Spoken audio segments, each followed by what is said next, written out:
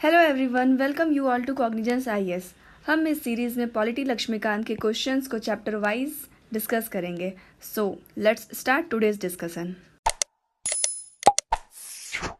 Today we will discuss the questions of chapter 42, जो है हमारा national commission for scheduled caste, यानी कि शेड्यूल्ड कास्ट के लिए जो नेशनल कमीशन का फॉर्म किया गया है उसके बारे में जो भी क्वेश्चन है हमारे बुक में दिया वो उसको हम लोग डिस्कस करेंगे। देखिए यहाँ पे national commission for scheduled cast, इसके बारे में डिस्क्राइब किया हुआ है आपका आर्टिकल 338 में, कॉन्स्टिट्यूशन का आर्टिकल 338 में इसके बारे में बताया गया है। और साथ में ये आपका पार्ट 16 में आता है, यानी कॉन्स्टिट्यूशन का पार्ट 16 में ये आता है और एक कॉन्स्टिट्यूशनल बॉडी है। यहाँ पे अगर मिनिस्ट्री की बात करें तो इसके लिए, इस कमीशन के लिए रिस्पॉन्सिबल मिनिस्टर है वो है minister of social justice and empowerment. ये जो मिनिस्ट्री है ये national commission of schedule cast को देखती है। इसके अलावा जो इसका कंडीशन होता है, सर्विस होता है, टेन्योर होता है, वो डिसाइड किया जाता है प्रेसिडेंट के द्वारा। तो यहाँ पे ब्रीफली हम लोग national commission for schedule caste के बारे में देख लेते हैं, इनका इवोल्यूशन किस प्रकार से हुआ था। यहाँ पे देखिए आर्टिकल 338 जो है, सबसे पहले हम लोग देखेंगे जब इवोल्यूशन हुआ था शेड्यूल कास्ट के कमीशन का किस प्रकार से हुआ। सबसे पहले क्या था यहाँ पे कि एक स्पेशल ऑफिसर थे स्टार्टिंग में, जो scheduled caste and scheduled tribes के ऑल मैटर्स को देखते थे, यानी कि उनके सेफगार्ड से रिलेटेड जो भी मैटर था उसको यहाँ पे एक स्पेशल ऑफिसर देखते थे, जो कि scheduled caste and scheduled tribes के लिए स्पेशल ऑफिसर का गठन किया जाता था। ये आपका आर्टिकल 338 इसके बारे में डील करता था। यानी कि सिंपली ये कहा जा सकता था, सबसे पहले क्या था, कॉन्स्टिट्यूशन में दिया हुआ था कि जो आर्टिकल 338 है उसके अंदर अपॉइंटमेंट किया जाएगा प्रेसिडेंट के द्वारा स्पेशल ऑफिसर का, जो कि इन्वेस्टिगेट करेंगे कि schedule caste and schedule tribes के लोगों का सही तरीके से सेफगार्ड किया जा रहा है। और साथ साथ में ये जो स्पेशल ऑफिसर होंगे वो उस रिपोर्ट को सबमिट करेंगे प्रेसिडेंट के पास, और यहाँ पे प्रेसिडेंट की रिपोर्ट को देखेंगे और असाइन करेंगे उनका ड्यूटी वगैरह, और उस रिपोर्ट को फिर अपना पार्लियामेंट में पेश करते हैं। तो यहाँ पे देखिए ये जो रिपोर्ट है ये पहले स्पेशल ऑफिसर देते थे। इसके बाद क्या हुआ, 1978 में गवर्नमेंट सेटअप किया गया इसके लिए कि नॉन स्टैच्यूटरी रिजोल्यूशन लाया गया जो आपका स्पेशल ऑफिसर के बारे में था, यानी कि स्पेशल ऑफिसर यानी कि सिंगल पर्सन, और जब कमीशन बनेगी तो यहाँ पे मल्टीपल पर्सन आएंगे। तो यहाँ पे गवर्नमेंट सेटअप करती है एक नॉन स्टैच्यूटरी रिजोल्यूशन लाने के लिए, इसमें कि मल्टी मेंबर होंगे कमीशन में, यानी कि जो कमीशन है इसमें एक बंदा ना होकर के, यानी कि एक मेंबर ना होकर के यहाँ बहुत सारे ऑफिसर्स आएंगे। इसके बाद क्या होता है, 1978 के बाद 1987 में गवर्नमेंट एक रिजोल्यूशन के द्वारा मॉडिफाई करती है फंक्शंस ऑफ कमीशन और इसका रीनेम कर देती है as a national commission for scheduled caste and scheduled tribes. यानी कि एक रिजोल्यूशन लाया जाता है 1987 में गवर्नमेंट के द्वारा, और जो कमीशन है उसके फंक्शन को डिटरमाइन किया जाता है, मॉडिफाई किया जाता है। साथ साथ में ये भी बताया जाता है कि अब इसका रीनेम हो चुका है, जो कि है national commission for scheduled caste, यानी कि इसका नया नाम आपका क्या हो जाएगा, national commission for scheduled caste and scheduled tribes. अब 1990 में क्या होता है, 65th कॉन्स्टिट्यूशन अमेंडमेंट एक्ट आता है। तो ये जो एक्ट था 1990 का, ये फोर्स में आता है 1992 से, यानी कि 1990 में आपका एक एक्ट आता है जो ये कहता है कि इस्टेब्लिशमेंट होगा एक high level multi member national commission for scheduled caste and scheduled tribe का in place of single special officer. यहाँ पे देखिए अगर आप बात करें तो यहाँ पे रिजोल्यूशन लाया गया सबसे पहले 1978 में मल्टी मेंबर कमीशन के लिए। उसके बाद 1987 में एक रिजोल्यूशन को लाया गया, इस रिजोल्यूशन को ला करके इनका रीनेम कर दिया गया, और 1990 में इसको कॉन्स्टिट्यूशनली इसको अमेंड करके इसको वहाँ पे इंक्लूड कर दिया गया कि यहाँ पे मल्टी मेंबर कमीशन बनेगा despite of a single special officer. अब जो 65th कॉन्स्टिट्यूशन अमेंडमेंट एक्ट 1990 को देखो तो यहाँ पे सिंपली क्या हुआ, रिप्लेस कर दिया गया जो एक सिंगल कमिश्नर था schedule caste and schedule tribes के लिए, और साथ साथ में एक कमीशन को सेटअप किया गया जैसा कि आपका 1987 के रिजोल्यूशन में लाया गया था। जो कमीशन को सेटअप करने की बात की, उसके फंक्शन को मॉडिफाई करने की बात की, इसी के अकॉर्डिंग फिर 1990 में आपका एक्ट अमेंड होता है और उसके अकॉर्डिंग यहाँ पे काम होता है। यहाँ पे देखिए फिर आता है 89 कॉन्स्टिट्यूशन अमेंडमेंट एक्ट 2003। इस जगह पे क्या होता है ना, पहले तो कॉन्स्टिट्यूशन मान्यता प्राप्त हो गई schedule caste and schedule tribes के कमीशन को, यहाँ पे दोनों के कमीशन को अलग कर दिया गया, यानी कि अब सेपरेट कमीशन होगा शेड्यूल कास्ट के लिए और सेपरेट कमीशन होगा शेड्यूल ट्राइब्स के लिए। यहाँ पे आपको ये भी पता होगा कि एक सेपरेट अभी सेपरेट कर दिया गया national commission for backward classes को भी, जिसका गठन 1993 में किया गया था, और इसको भी सेपरेट कर दिया गया 102nd अमेंडमेंट एक्ट 2018 के द्वारा। यहाँ पे देखिए, यहाँ पे जो सबसे पहले शेड्यूल कास्ट का कमीशन सेपरेट होता है, फिर शेड्यूल ट्राइब का कमीशन सेपरेट होता है, अब यहाँ जा करके शेड्यूल बैकवर्ड क्लासेस का भी कमीशन को सेपरेट कर दिया गया है। तो जो शेड्यूल कास्ट है उसका आर्टिकल 338 और national commission for schedule tribes है उसका आर्टिकल है 338A। इसके अलावा हम लोग एक और बात करें, जो आपका national commission for backward classes है उनका जो कॉन्स्टिट्यूशनल स्टेटस है उसको ऐड किया गया 338B में। तो यहाँ पे इन तीनों को अलग कर दिया गया है अब, और ये जो है जो कमीशन अलग अलग बनी थी, अलग होकर के अलग अलग सेपरेट कमीशन बनी थी, वो 2004 से एग्जिस्टेंस में आई। अब देखिए जो कमीशन है उसमें कौन कौन से मेंबर रहेंगे। सिंपली अगर देखा जाए तो यहाँ पे आपके 5 मेंबर होते हैं, उसमें से पहले एक चेयरमैन होंगे, सेकेंड है वो वाइस चेयरपर्सन होंगे, और 3 अलग अलग मेंबर रहेंगे, यानी कि 3 अदर मेंबर्स होंगे, यानी टोटल यहाँ पे 5 मेंबर्स होते हैं। और इनका जो अपॉइंटमेंट होता है वो प्रेसिडेंट के द्वारा किया जाता है। कंडीशन ऑफ सर्विस, टेन्योर, ये सब भी डिटरमाइन करते हैं प्रेसिडेंट। और ये जो कमीशन है वो अपना रिपोर्ट सौंपेगी आपका प्रेसिडेंट को, और प्रेसिडेंट उसको पार्लियामेंट के समक्ष रखेंगे। यहाँ पे बताया जाता है कि कौन कौन सा कमीशन का रिकमेंडेशन को माना गया, किस किस रिकमेंडेशन को नहीं माना गया, और एक मेमोरेंडम पेश किया जाना होता है कि अगर किसी रिकमेंडेशन को नहीं माना गया तो क्यों नहीं माना गया, इसका जवाब भी देना होता है। तो यहाँ पर कमीशन का सिंपली जो फंक्शन है वो भी यही हो जाता है। तो यहाँ पे इवोल्यूशन बहुत ज़्यादा इंपॉर्टेंट था आपका, इससे ज़्यादा इंपॉर्टेंट है इसका फंक्शन। तो national commission of schedule cast, schedule tribe और आपका backward national commission for backward classes, इसका भी लगभग जो वर्किंग है, जो फंक्शंस है वो सेम है, यानी कि सेफगार्ड करना आपका एसटीज एंड बैकवर्ड क्लासेस को। तो यहाँ पे हम लोग इस चैप्टर में जो भी क्वेश्चन उसको देखते हैं, यहाँ पे देखिए बहुत ज़्यादा ही कम क्वेश्चन है इस चैप्टर में। तो सिंपली हम लोग यहाँ पे क्वेश्चन को डिस्कस करना शुरू करते हैं। आपका क्वेश्चन नंबर 1 है, consider following statement and choose the correct option. First हमारा स्टेटमेंट है, first national commission for schedule caste and schedule tribes were constitution year 1992, यानी कि जो पहला national commission of schedule cast था, मतलब शेड्यूल कास्ट के लिए, शेड्यूल ट्राइब के लिए पहला नेशनल कमीशन को कॉन्स्टिट्यूट कब किया गया था, 1992 में। यहाँ ये कह रहा है। देखिए अगर आप बात करें कमीशन की बात करें, ना कि एक सिंगल ऑफिसर के, तो सिंगल ऑफिसर की कॉन्स्टिट्यूशन की बात होती तो वहाँ पे ओरिजिनली आर्टिकल 338 में था सिंगल ऑफिसर, लेकिन यहाँ पे कमीशन जो बना था वो 1990 में बना था, लेकिन ये जो फोर्स में आया था वो आया था 1992 में। यहाँ पे देखिए फोर्स में आया था 1992 में, तो यहाँ पे ये आपका करेक्ट हो जाएगा।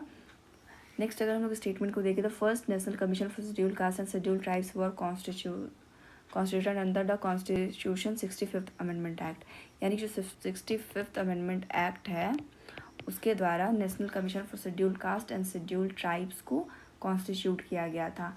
यहाँ पे देखिए 1919 में आपका 1990 में ये कॉन्स्टिट्यूशनल अमेंडमेंट हुआ था, और यहीं पे बात की गई थी कमीशन के गठन की, यानी कि 1987 का जो रिजोल्यूशन था उसी के अकॉर्डिंग 1990 में कमीशन का गठन किया गया, इनका फंक्शन डिसाइड किया गया, जो कि फोर्स में आया 12 मार्च 1992 से।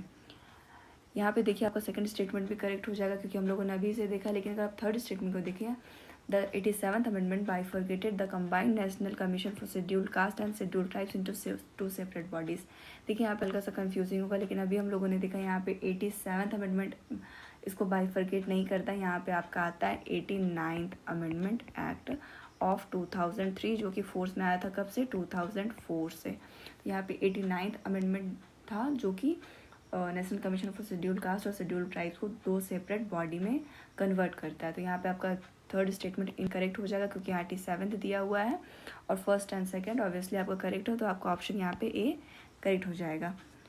नेक्स्ट देखिए question number 2, which of the following were created under the provision of the constitution of India, यानी कॉन्स्टिट्यूशन के प्रोविज़न के अनुसार किसको किसको क्रिएट किया गया, यानी कि किसको किसको कॉन्स्टिट्यूशन में बताया गया है। फर्स्ट हमारा नेशनल डेवलपमेंट काउंसिल, सेकंड हमारा फाइनेंस कमीशन, थर्ड है national commission for schedule caste and fourth है commission to investigate the condition of backward classes.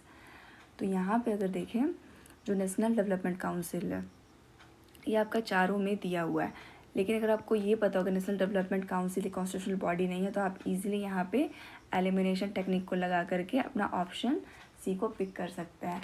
लेकिन मान लेते हैं आपको ये नहीं पता, लेकिन आपको ये पता है कि फाइनेंस कमीशन कॉन्स्टिट्यूशनल बॉडी है, तो सेकंड तो आपका होगा ही, तो आप डी को एलिमिनेट कर सकते हैं। इसके अलावा जो national commission for schedule cast है, इस चैप्टर को हम लोग पढ़ ही रहे हैं, जो कि आर्टिकल 338 में आपका दिया हुआ है, फाइनेंस कमीशन 280 में दिया हुआ है। तो देखिए यहाँ पे जो national commission for schedule cast है 338 में, तो थर्ड भी आपका होगा ही, यानी कि सेकंड और थर्ड आपका दोनों में यहाँ दिया हुआ है, यानी तीनों में दिया हुआ है। तो लास्ट हमारा बचता है फोर्थ देखना। तो commission to investigate the condition of backward classes, यहाँ पे कमीशन का गठन किया जाएगा जो गठन किया गया था, जो बैकवर्ड क्लासेस के कंडीशन को देखती है। तो ये आया था आपका, शुरुआत से तो नहीं था, लेकिन ये 2018 से सेपरेट बॉडी बना था, national commission for schedule cast से अलग होके। यहाँ पे देखिए सबसे पहले जो बैकवर्ड क्लासेस का कमेटी बना था, वो बना था कालेलकर की अध्यक्षता में, ये बना था 1953 में। तो कालेलकर कमीशन जो था, सबसे पहले उसके तहत कमीशन फॉर बैकवर्ड क्लासेस के बारे में बताया गया था, इसकी अध्यक्षता की गई थी इन्हीं के द्वारा। और जो आर्टिकल 342A है, वो बताता है कि प्रेसिडेंट के पास पावर है कि वह किसी को स्पेसिफाई करे कि कौन कौन सा जो क्लासेस है वो सोशली और एजुकेशनली बैकवर्ड है। तो यहाँ पे ये पावर होता है वो प्रेसिडेंट के पास होता है, लेकिन जो कमीशन होता है इसको इन्वेस्टिगेट करने का, वो कमीशन आता है आपका 338B के अंदर, यानी 338B इसके कमीशन के बारे में बात करता है, जो कि आपका 2018 में 102 कॉन्स्टिट्यूशनल अमेंडमेंट एक्ट के द्वारा आया था। तो यहाँ पे आपका फोर्थ स्टेटमेंट भी करेक्ट हो जाएगा, तो आप बी को एलिमिनेट कर सकते हैं। लेकिन देखिए यहाँ पे फिर भी आपको कंफ्यूजन होगा 1 और 2 में, ए एंड सी में। तो 50-50 में मोस्ट अप्रोप्रिएट आप ढूंढ लेंगे। आपको नेशनल डेवलपमेंट काउंसिल के बारे में नहीं भी पता है, लेकिन यहाँ पे ये अच्छा रहेगा कि आप कॉन्स्टिट्यूशनल नॉन कॉन्स्टिट्यूशनल बॉडी के बारे में एक बार देख लीजिए कौन कौन कॉन्स्टिट्यूशन में जिसके बारे में बात किया गया है। तो यहाँ आपका करेक्ट ऑप्शन होगा option C, second, third and fourth के बारे में कॉन्स्टिट्यूशन में बात की गई है, यानी कि कॉन्स्टिट्यूशन के तहत, कॉन्स्टिट्यूशनल प्रोविजन के तहत क्रिएट किया गया है। नेक्स्ट देखते हैं question number 3, who of the following places the annual report of National Commission for SCs before the Parliament, यानी कि पार्लियामेंट के समक्ष जो नेशनल कमीशन फॉर SCs का रिपोर्ट होता है उसको कौन रखती है, किसके द्वारा रखा जाता है। तो यहाँ पे देखिए मैंने पहले ही बताया है कि national commission of schedule cast होंगे या फिर शेड्यूल ट्राइब्स होंगे, ये अपना जो रिपोर्ट होता है वो प्रेसिडेंट को देते हैं, और प्रेसिडेंट इसको फिर पार्लियामेंट के समक्ष रखते हैं, और पार्लियामेंट में इसके कौन कौन से रिजोल्यूशन को एक्सेप्ट किया गया, कौन कौन से रिकमेंडेशन को एक्सेप्ट किया गया और कौन कौन से रिकमेंडेशन को एक्सेप्ट नहीं किया गया, और क्यों उस रिकमेंडेशन को एक्सेप्ट नहीं किया गया, इसके बारे में भी बताया हुआ होता है, मेमोरेंडम दिया हुआ होता है। तो यहाँ पे नेशनल कमीशन का जो रिपोर्ट होगा उसको पार्लियामेंट के पास प्रेसिडेंट ऑफ इंडिया रखते हैं। नेक्स्ट अगर हम लोग देखें question number 4, which article of constitution of India deals with national commission for schedule caste. ये देखिए बहुत ही ईजी क्वेश्चन होगा आपके लिए। यहाँ पे शेड्यूल जो कास्ट है उसके कमीशन के बारे में आर्टिकल 338 डील करता है, और जो 338A है वो डील करता है national commission for schedule tribes, and 338B है वो डील करता है national commission for backward classes. यहाँ पे अगर हम लोग नेक्स्ट क्वेश्चन देखें, the national commission for schedule cast consist of chairperson और वाइस चेयरपर्सन एंड, देखिए इसके बारे में मैंने यहाँ पे डील किया था कि एक चेयरपर्सन होते हैं, एक वाइस चेयरपर्सन होंगे, और यहाँ पे 3 अदर मेंबर्स होंगे। और इनका काम क्या होगा, इनका जो टेन्योर होगा, सर्विस का कंडीशन होगा, वो कौन डिसाइड करता है, वो प्रेसिडेंट डिसाइड करते हैं। तो यहाँ पर करेक्ट ऑप्शन हो जाएगा option B, chairperson, vice chairperson and 3 other members. Next अगर देखें, the separate national commission for schedule caste came into existence in, यानी कि जो सेपरेट नेशनल कमीशन आया शेड्यूल कास्ट के लिए वो कब से आया है, यानी कि कब इसका एग्जिस्टेंस हुआ। तो यहाँ पे अगर आप सिंपली देखें, आपका यहाँ पे करेक्ट ऑप्शन हो जाएगा 2004, क्योंकि 2003 में इसको सेपरेट करने की बात की गई थी, सेपरेट किया गया था इसको 89th कॉन्स्टिट्यूशनल अमेंडमेंट एक्ट के द्वारा, कॉन्स्टिट्यूशन अमेंडमेंट एक्ट के द्वारा इसको सेपरेट किया गया था 2003 में, और ये केम इनटू एग्जिस्टेंस, ये एग्जिस्टेंस में आया था 2004 से। देखिए आज हम लोग का लास्ट क्वेश्चन है question number 7, the condition of service of the members of national commission for schedule caste are determined by the, जो कंडीशन होता है सर्विस का national commission for schedule caste, ये किसके द्वारा डिटरमाइन किया जाता है, यानी कि इसके मेंबर का जो सर्विसेज है वो किसके द्वारा डिटरमाइन किया जाएगा। तो जो सर्विस होता है, टेन्योर होता है, कंडीशन होता है, वो कौन डिटरमाइन करते हैं इनके लिए, प्रेसिडेंट ऑफ इंडिया। तो यहाँ आपका करेक्ट ऑप्शन हो जाएगा ऑप्शन बी।